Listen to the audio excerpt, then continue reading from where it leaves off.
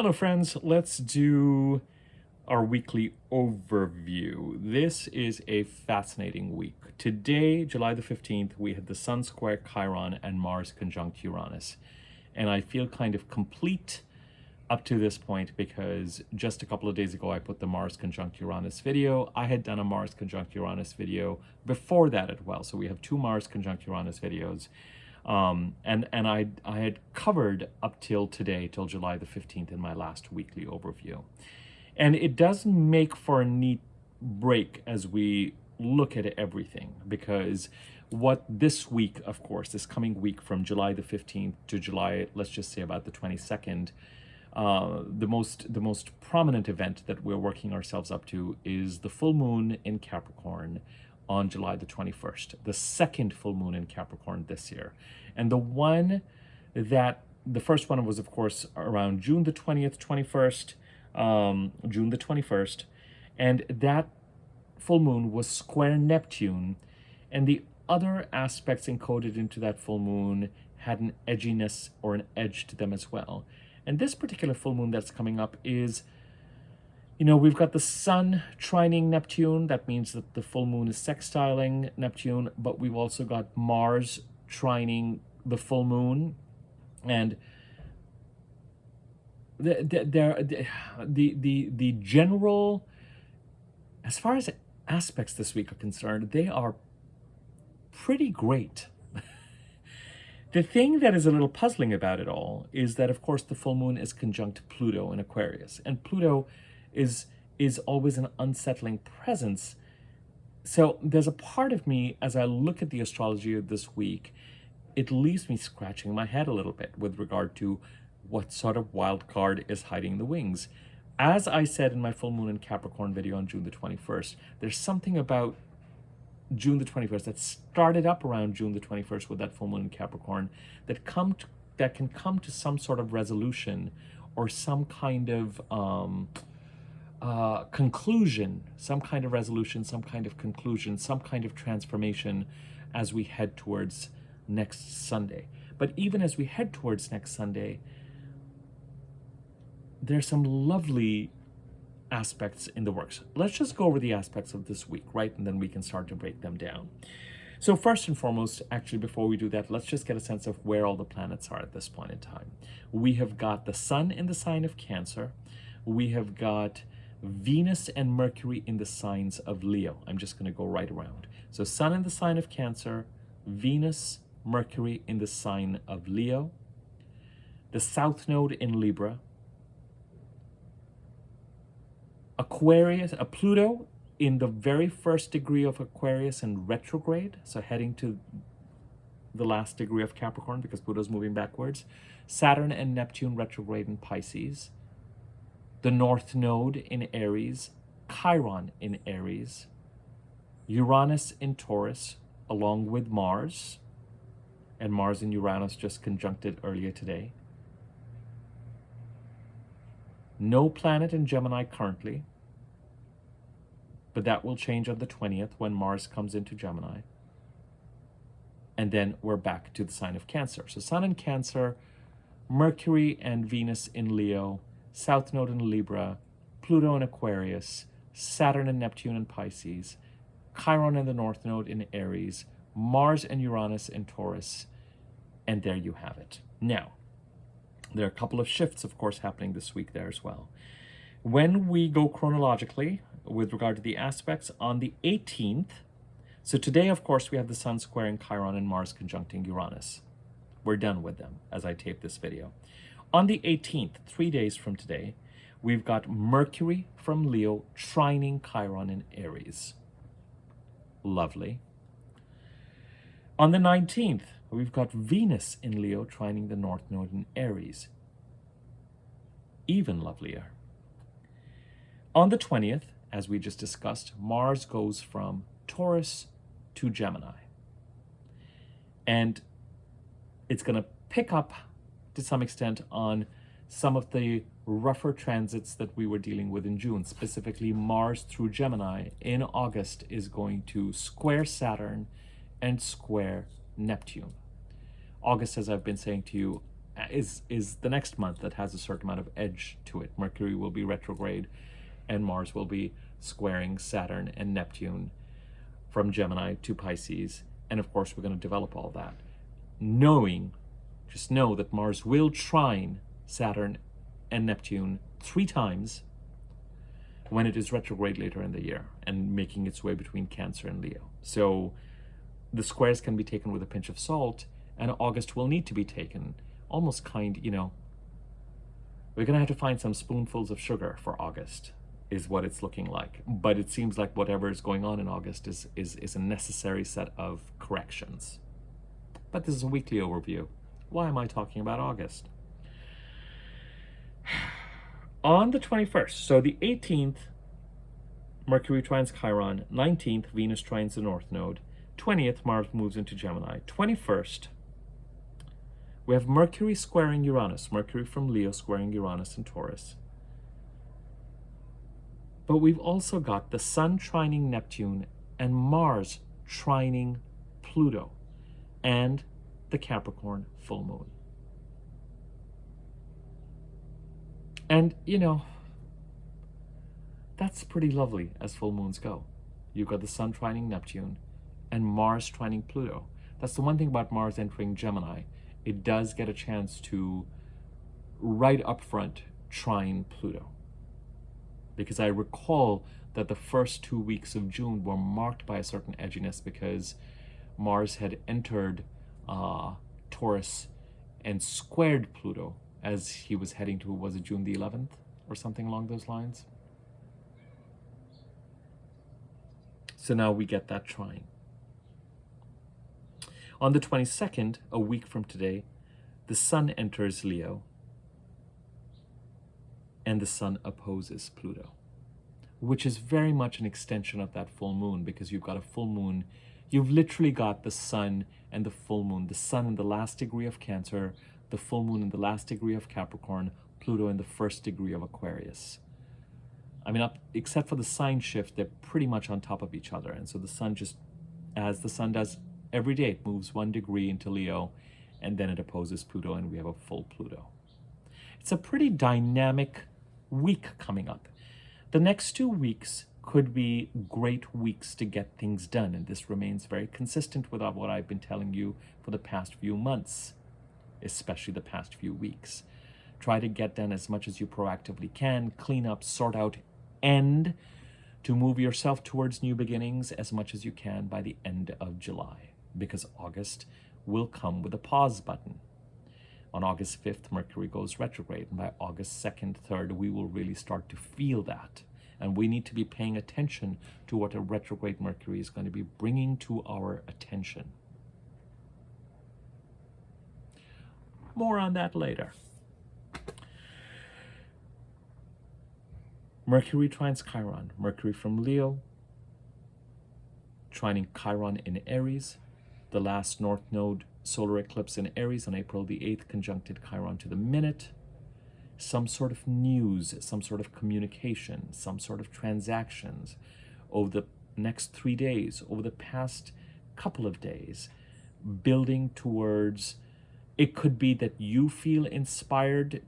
It could very well be that you feel inspired to communicate in such a way, to handle certain things through the mechanism or the means of communicating and transacting in such a way that it supports your healing and coming back to your, let's just call it, original healed state that you were born with, related to the Aries part of the chart, since we're talking about Chiron. And whatever direction it is that we've been trying to move towards, a lot of you have heard me go through this narrative since April the 19th of last year as part of this Aries North Node eclipse cycle.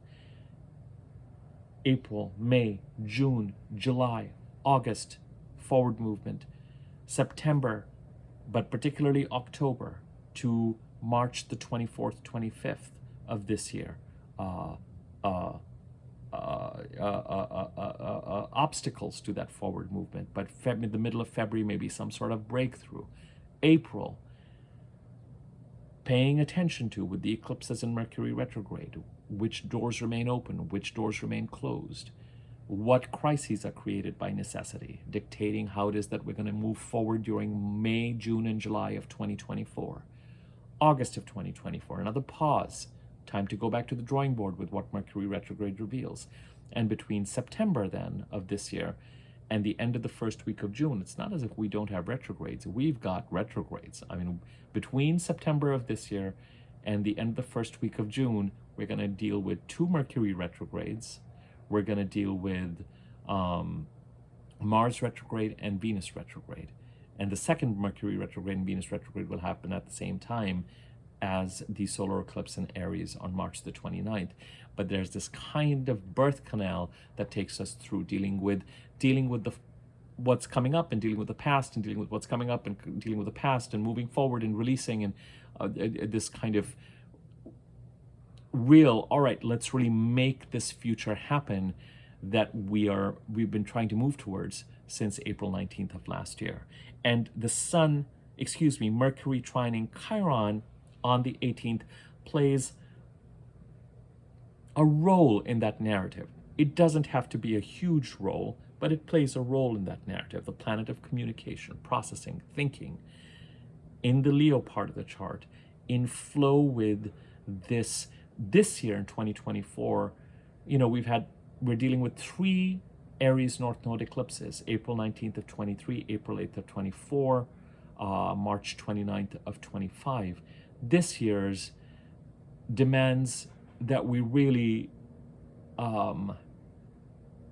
heal whatever this kind of primal childhood wound is that we've been carrying in the Aries part of the chart, the house occupied by Aries, and operate from there, because it will help us move towards the future related to the North Node in Aries, the Aries part of our chart, that is pulling us where our growth is, where our development might be. And even if the North Node eclipses promise more than they deliver, at least they deliver, and they deliver something that we need to incorporate and learn and grow into and check off as part of our contract purpose, whatever it is that we want to call it. Always with the North Node, as Avi says, remain grounded financially and emotionally so that you are not throwing all caution to the wind.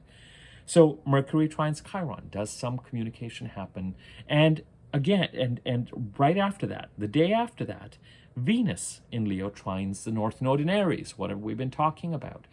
Could there be, as you head towards the 18th or the 19th, a feeling of some sort of opportunity, relationship opportunity, financial opportunity, Venusian opportunity, artistic opportunity related to other things that are Venusian, beautification,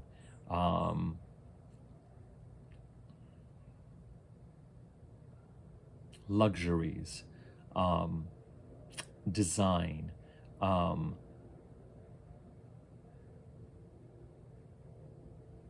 even things like the land and gardening and harvesting and bounty. Let me just focus this more. Is there something that comes up as we head towards the 18th and 19th, which would be Thursday and Friday of this week, that utilizes communication and presents some sort of an opportunity and opening that is related to, that somehow links the Leo part of the chart, the house occupied by Leo in your birth chart, the Aries part of the chart, the house occupied by Aries in your birth chart, and provides a further development or flow or communication of an opportunity that makes you feel like, oh, this will allow me to continue to move forward in this desired direction since April of last year. Certainly the opportunity is there. And when Mercury is involved, it's not Mars trining the North Node, so I'm not going to say that there's that much of a suggestion of you taking action, but it could be that if there are communications that you've been waiting to send, you feel all of a sudden over the next few days that you have a certain amount of flow to get some of that out there. I still think, because it's Mercury and Venus and they're both trining Chiron and the North Node respectively, I wonder if it isn't something that you receive. You're gonna have to play it by ear. It's an each person thing, whether you're the one who's initiating something or reaching out, or whether somebody else is doing that. it's coming to you. It's lovely all the same. Trines indicate flow. The only challenging thing about a trine is that if you're not prepared, or if you've not been in action, or you're not ready to take advantage of these things, then a trine can pass you by with relative ease, in a way that, part of the reason why astrologers, modern astrologers, give more weight to squares and oppositions is we just feel the tension and the stress around them more, and those squares and the oppositions then propel us into some sort of action, is the feeling. I think they propel us into action, but I think sometimes it's the trines when they happen that allow us to actually take action. So for those of you who don't have a sense of your chart, it could be that you receive an opportunity, you extend an opportunity. It could be an apology, it could be an offer, it could be a communication, of course, it could be artistic, it could be Venusian. But with Venus, it's money and relationships. Those are the two primary. It's opportunity. Venus sprinkles, she provides blessing. I mean, we want Venus to go over. We wait for Venus to come and transit some part of the chart, if I'm talking generically. And this is a general reading. Because it is that particular transit that supplies whatever's valuable, that we then get to either manifest, if Mercury and the Sun and the new moon have happened before Venus's entry, or if Venus is coming before and Venus is somewhere in the middle. We've had Mercury and Venus in Leo now, but the Sun will enter Leo later on August the 4th. We're going to have a new moon in Leo. So it's almost like we want the bounty, the gift, the thing of value to be identified, so that by the time the Sun comes in a week from today, and by the time we head to August the 4th and the new moon in Leo, which, while marred with a Mercury retrograde, is still a new moon, we at least get to see and experience what is it that comes up over the next couple of weeks at this point in time. Venus entered Leo on July the 11th, and Venus is going to enter Virgo after Mercury goes, I think, in early August. I'm not going to actually know. Now that I've mentioned it, it's going to drive me crazy if I don't give you that information. And what is an Abi video without Abi looking at his notes and feeling like he should have been prepared with this information, except that I didn't think I would dive into it. I would feel inspired to dive into it to that extent. This is an easier thing for me to give you. Venus moves into Virgo on August the 5th. So between July the 11th to August the 5th is when Venus may present something related to the Leo part of the chart that we recognize as when the other personal planets move into Leo and we have that new moon in Leo, we're going to have to act on. And Mercury is there with Venus providing that communication. What is intriguing, you know what this is turning into? This is turning into my next Mercury has entered its shadow period and Mercury is going into retrograde video. But bottom line is, it could be that whatever Venus identifies as the thing of value that we're going to nurture, expand on, protect, develop from the Leo part of the chart in such a way that it has harmony with the Aries North Node eclipses, which is lovely. And so could be linked to the direction that we want to move towards. There's something about it. The retrograde Mercury after August the 5th is going to conjunct Venus.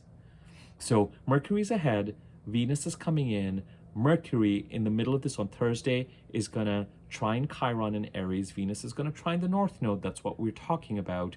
They're going to keep moving forward at some point. Well, not at some point. On August the 5th, a day after the August new moon. Actually, let's continue this finger exercise we're doing. Mercury continues, Venus continues. The Sun comes in in a week from now, and on August the 4th we have a new moon in Leo, and August the 5th Mercury goes retrograde, and of course while Mercury is retrograde it's going to conjunct Venus and conjunct the Sun. So there's something from a communication perspective that may be coming through that by the time we get to August we may really have to pay attention to and look for what is it that is developing in July.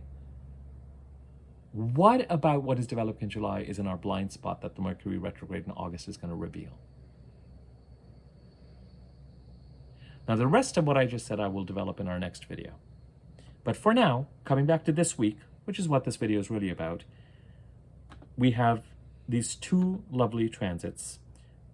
on the 18th and the 19th, specifically Mercury from Leo trining Chiron, Venus from Leo trining the North Node.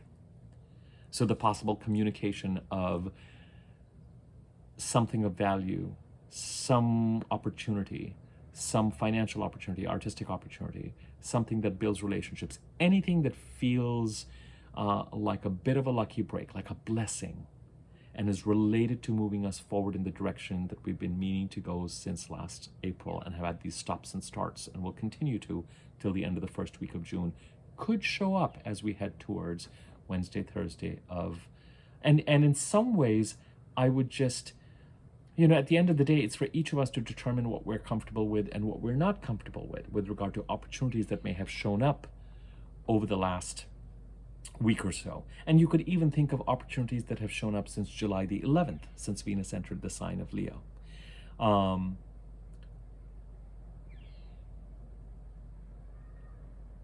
And to clearly only the opportunity, it's up to us to have, we have agency around, and if some opportunity does not feel right, then we shouldn't really take it on. Figure out what your parameters are regarding your comfort about things that are showing up. I think, the things that we really want to pursue typically have such clarity around them, right? Isn't it funny when we think about the things that actually work out or the things that actually manifest for us, they just feel like they have this pull. It just feels so clean and feels so clear. And other things have this kind of energy around them. You could, if opportunities have been showing up and there's something there that you're not completely sure of in its current guise, you could, but there's something about it that seems intriguing and connects with you, you could set some parameters around it so that and you could communicate accordingly. This is a weird way of putting it, but you're going to have to gauge each situation as it comes up and determine what your mode of communication this is going to be. You can then determine how it is that you communicate interest in something. How does you communicate to what extent you want to commit to something? Given the fact that there might be, and you might intuitively feel like everything about this is not yet clear, but it's intriguing. But there could be other things that have also come up since July the 11th and may come up this week that feel like a clear, aha, here's another development. And another development related to the North Node eclipses in Aries and the South Node eclipses in Libra. In addition to that, as I've said, the week before and after July the 17th, which is 2 days from now, has a resonance to the full moon lunar eclipse on September 17th. I just did a video on this. You can look at my last few videos, and I've talked about the 2 months before my window's open. You're also sweet. You tell me you don't hear dogs and children and beasts, two-legged and four-legged, and four-tired or two-tired. But that distracted me. my going off on a tangent there.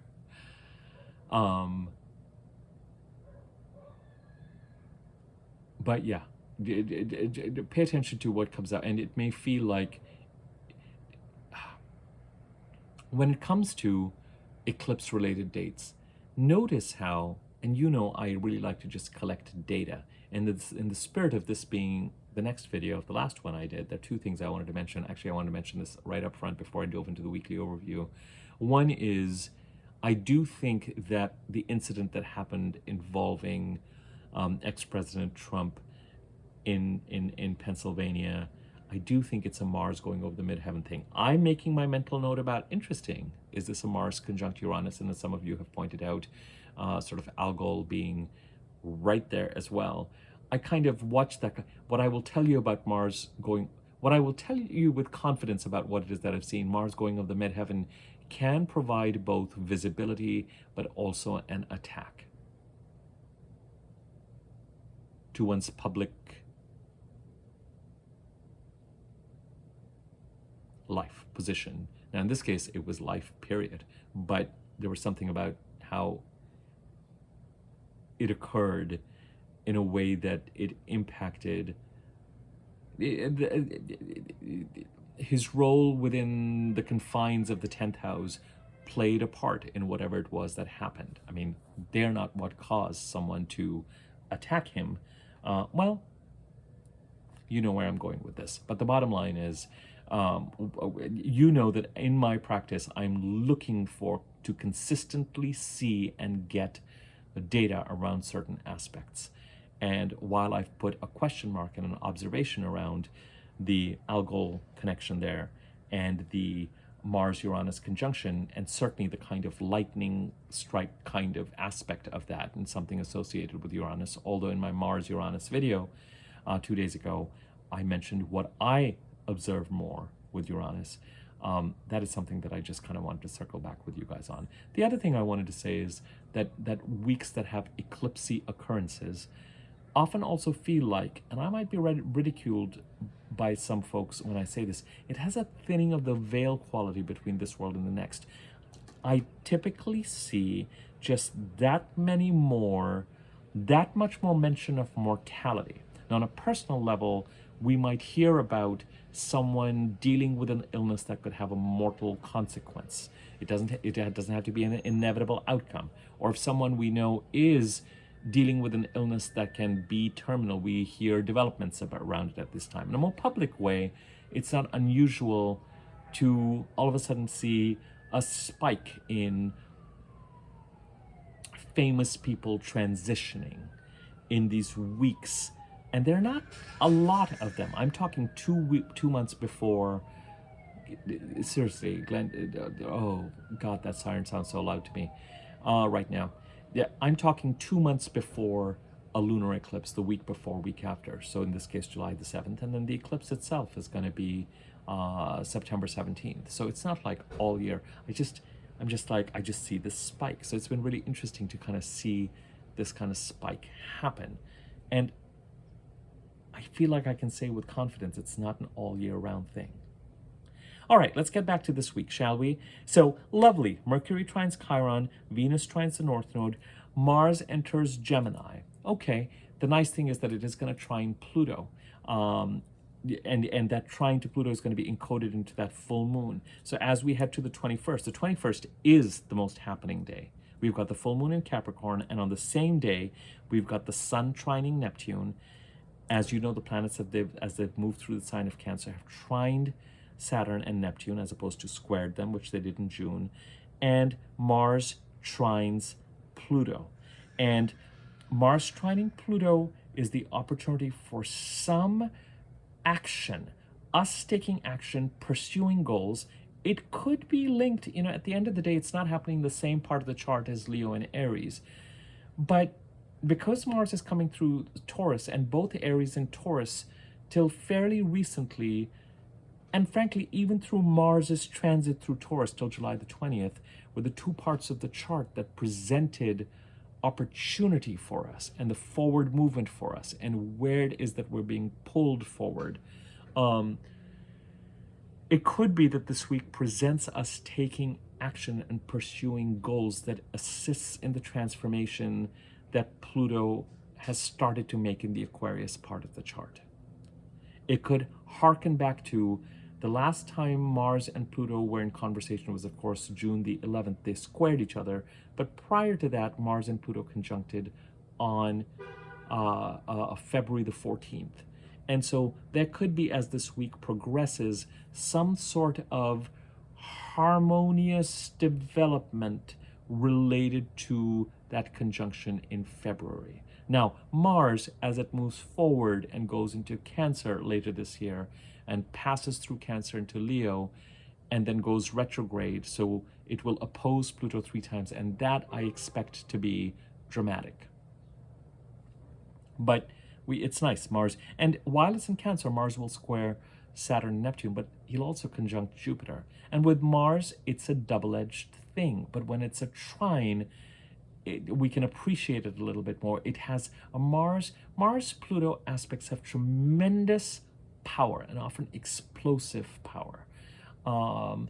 So there could be action-oriented, pursuing action, us feeling like we're taking action that just feels a lot more empowering and powerful. with regard to making transformations to the Aquarius part of the chart, the hints of which we may have felt between January the 20th of this year and February the 20th of this year. And that January 20th, 19th, 20th date becomes relevant again when we consider that the full moon is conjunct Pluto, and the day after the full moon, the sun opposes Pluto. The sun conjuncted Pluto on January 19th, actually maybe even on January 20th, depending on where you were, just before both of them moved into Aquarius on the same day. So the conjunction actually happened in the very last degree of Capricorn, and then the sun entered Aquarius and Pluto entered Aquarius. And then on the 5th is when, starting the 5th of February, is when the other personal planets started to conjunct Pluto in Aquarius. Mercury on the 5th, Mars on the 14th of February, Venus on the 17th of February. So we may be in a place where we really are thinking about that time period between January 20th and February 20th and what it opened up for us. The full moon itself is in the sign of Capricorn. So we may be much more attuned to the transformation that Pluto has been making in Capricorn for our benefit, whether we have completely accepted that or not, since 2008. It may be an important marker related to that. Something about the transformation finishing up in Capricorn and perhaps even starting in Aquarius comes to a visibility. When the sun is opposite Pluto, it is a full Pluto. And the thing in July that has given July its anxiety are these oppositions to Pluto. This is why when I thought about this week, I thought so much around it is just glorious. I mean, come on, those of you who know Mercury trining Chiron, Venus trining the North Node, the Sun trining Neptune, Mars trining Pluto. I mean, we should be dancing in the streets. But because we've got a full moon conjunct Pluto and the sun opposing Pluto, there's also this thing of just like gravity, flow, but wow, gravity as we head towards next Sunday, the 21st. And an awareness again with Pluto of power and power play. Because remember, with Pluto, power comes into place when we are resisting some of the changes that Pluto wants to make, or when other people may be resisting them from us and have a vested interest in keeping us in a certain place. But Pluto doesn't want that. And so we get into this kind of power struggle situation. And a full Pluto, when the sun opposes another planet, even if it is not visible to the naked eye, light is shown on it.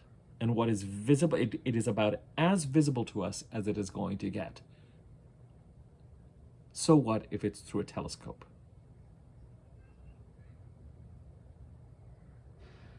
Now, the one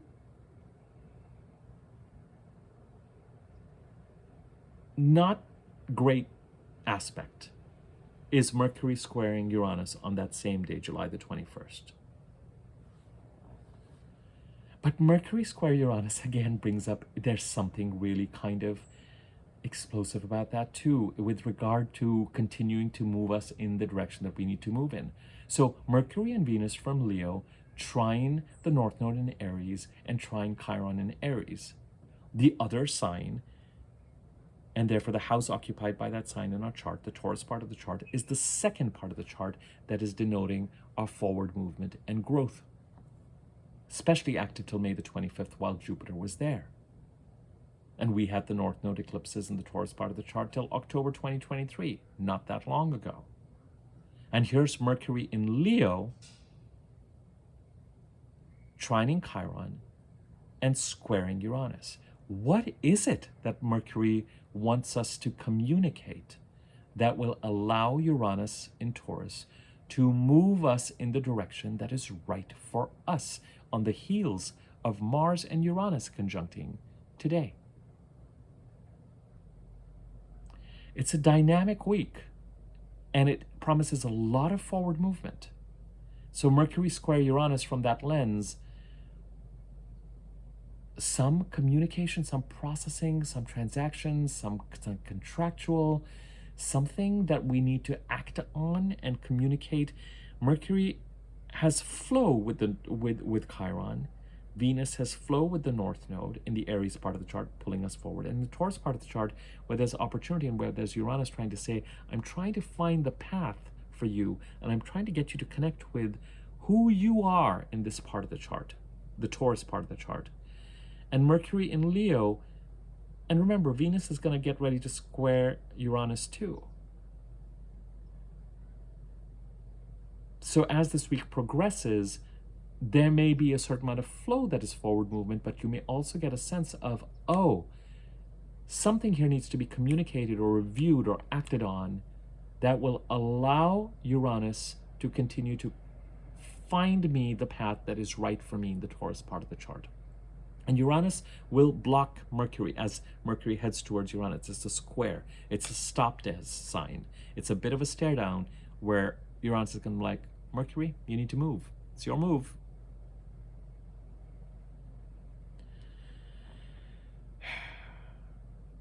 The Sun trines Neptune.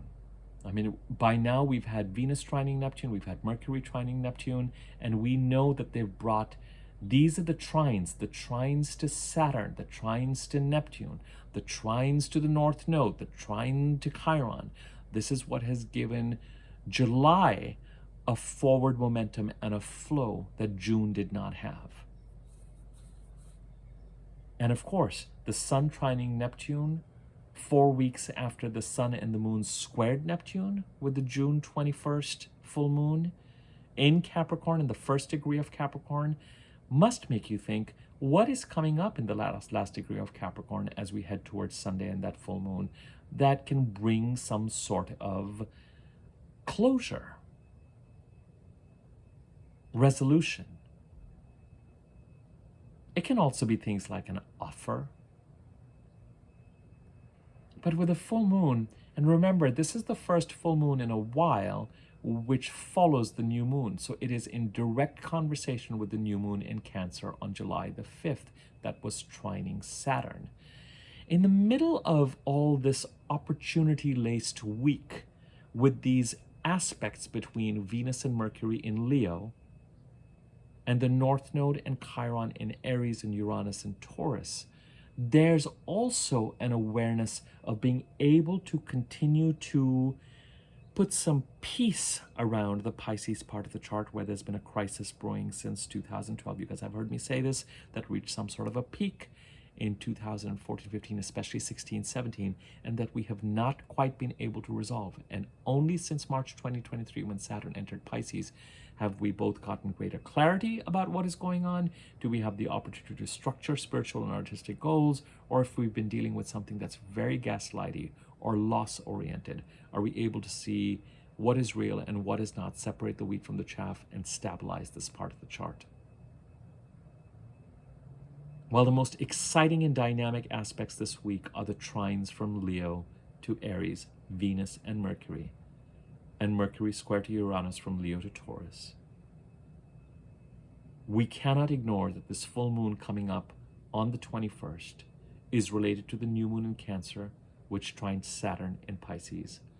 And the full moon in Capricorn, the second one, involves the Sun is sextile Neptune and Pisces, but the Sun is trining Neptune. There's an awareness of how to, it could be a visibility towards how to structure or pursue something creative or spiritual in the Pisces part of your chart. It could be a visibility and ease to be able to discern what behaviors may have been or continue to be gaslighty or deceptive. There could be something that helps resolve things as well to some extent because it's on the heels of Venus and Mercury. It could be that a lot of this resolution really comes around when Mars actually enters Cancer closer to the end of the year and actually starts the process of trining Saturn and Neptune and opposing Pluto 3 times as part of its retrograde.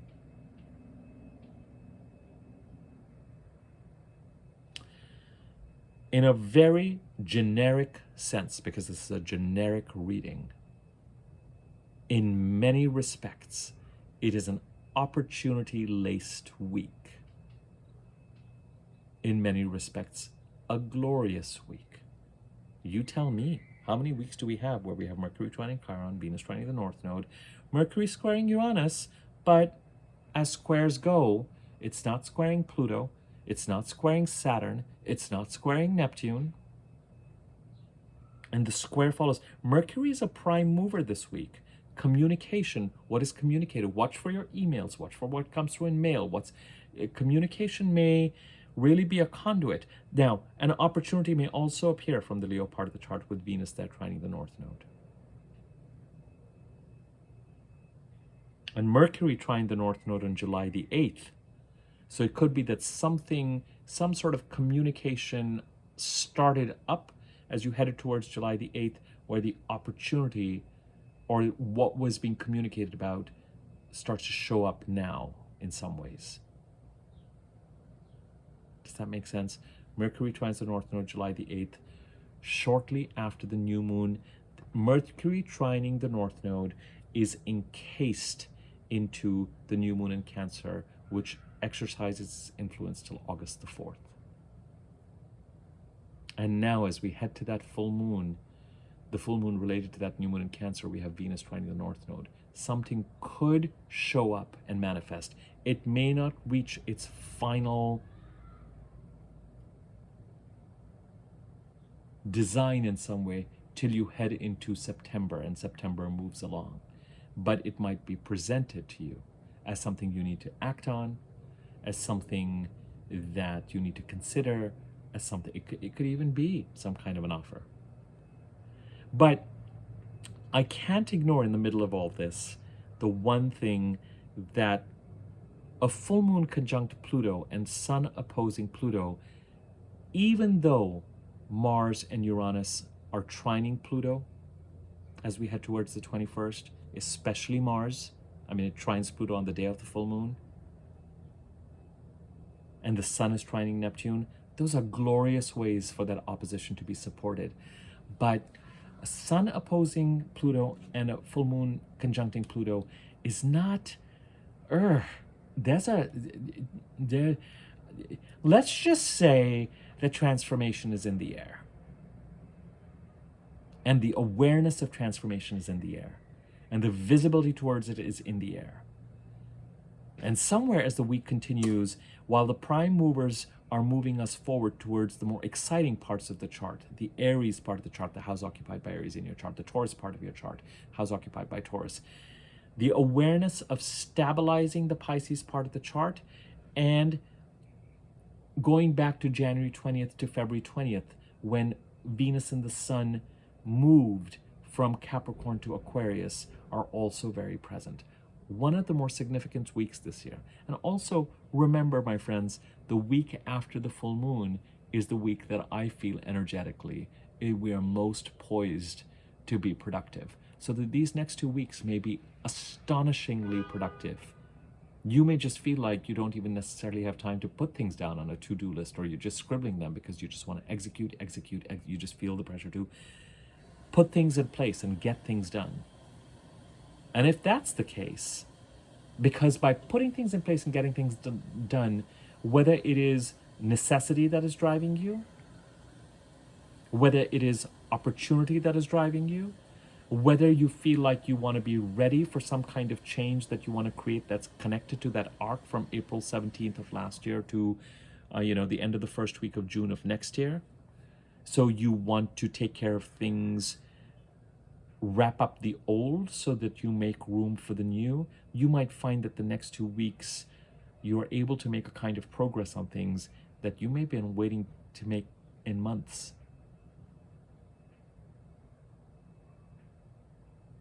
It's nice to have an exciting week.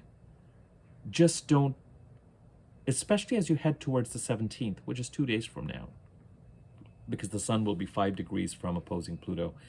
Just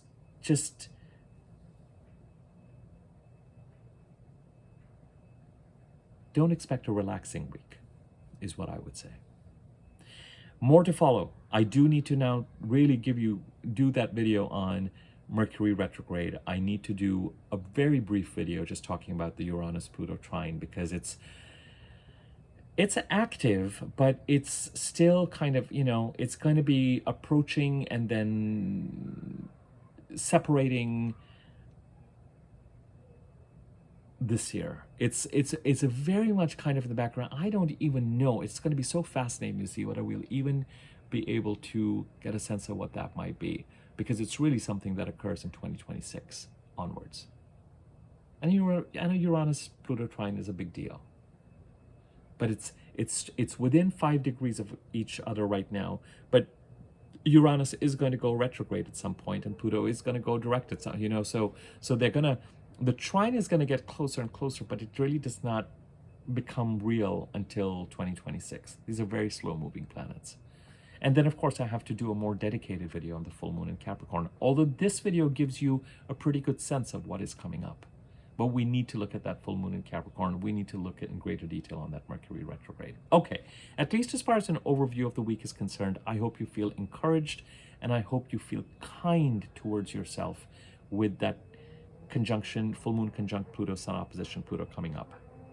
But I hope that you're present and poised to take action, to reach out to the people that you may have been wanting to reach out to in a constructive, building opportunity way, so that even if you don't get an opportunity, you can avail of these trines, communication related, relationship related, financial related, as you head towards the 18th and 19th of this week. You're close. I mean, you can take those actions now. You don't have to wait till those days. As I've said to you about aspects, it's the days approaching them that count, not so much the days themselves. Pay attention to opportunities that have been making their way since July the 11th. And if you instinctively feel that they're a little bit half-baked, or at least some of them are, you may not be wrong, because Mercury is going to go retrograde in August, and it's going to be retracing some of these steps that it's making in Leo right now. So it could be that something really does need to be rethought or gone back to the drawing board, or someone says, hey, remember this came up in July and we're ready to move forward in August, and you're like, you know what, by the time you're in September, you're going to be thinking differently about this. And that may well be the case. There's something that has to go through that very necessary Mercury reversing and saying, let me give you a reality check. You're being too fantasist about a few things, or you're not completely clear about what's going on in certain situations.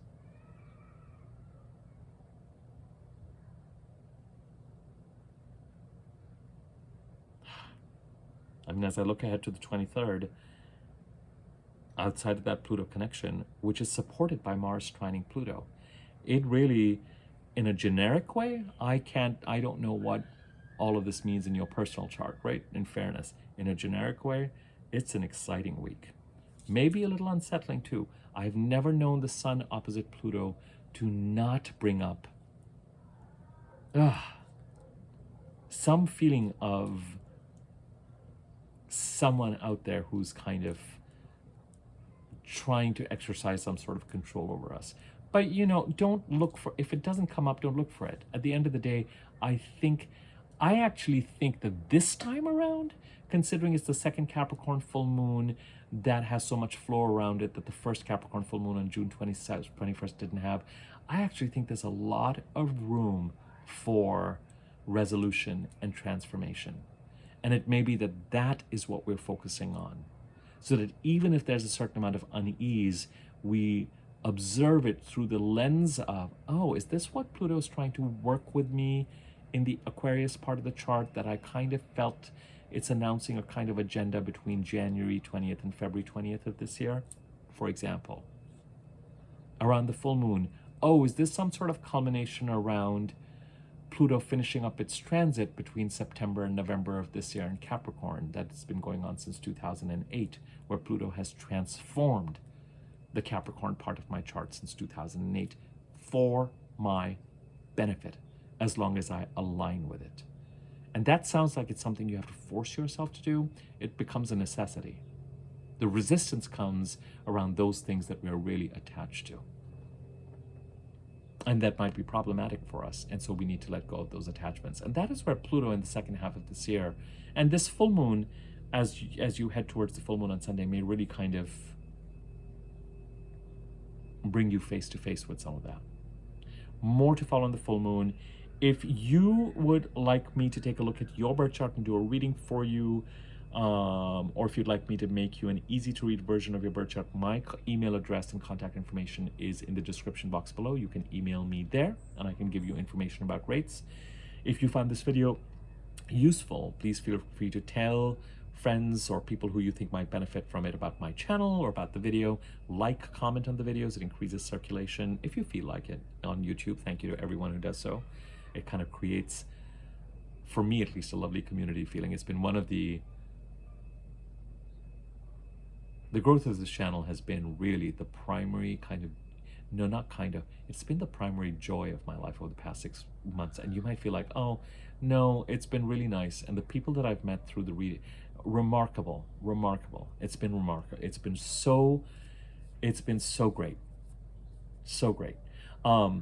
If you haven't already subscribed to my YouTube channel, click on the bell icon next to, hover over the bell icon next to it, and there's a wiggly bell on top. Click on that. You'll be notified when I do new videos. If you're watching this through social media, I will stop posting on Twitter and Facebook astrology related stuff by the end of this month. If you're interested in seeing pictures of my cat, that's been coming up in the comment. There are pictures of my cat on my Instagram page. Now that page has no astrology related content, so you don't have to, but you can go find me on Instagram if you're dying to see pictures of my cat, and you'll find them there. There's a thanks button. So if you want to contribute to the channel, you can use that. I don't think I have anything else that I normally say that is administrative trivia else that I want to say. Try and make use to the best of your ability this week and next week to take actions and shift things around to get to where you want to be, and pay attention to the opportunities that come up to allow you to resolve things and structure things and sort them out. And understand that the conjunction with Pluto, the full moon's conjunction with Pluto and the sun's opposition to Pluto will likely unsettle us and will keep an undercurrent of stress around there. But the Mercury and Venus oppositions to Pluto haven't, they've been stressful though. I mean, last week was just bananas. And as I said, I attributed it to the Venus opposition Pluto. And once the opposition to Pluto was done, and we were dealing with the Mars-Uranus conjunction this week, it's almost like till the end of last week, things were gnarly. And then as we headed into the weekend, and as we headed to Mars conjuncting Uranus, we kind of felt liberated from that for the time being. So as the sun gets ready to oppose Pluto, just it may take us back to about January the 20th or so, and what it is that occurred between January 20th and February the 20th.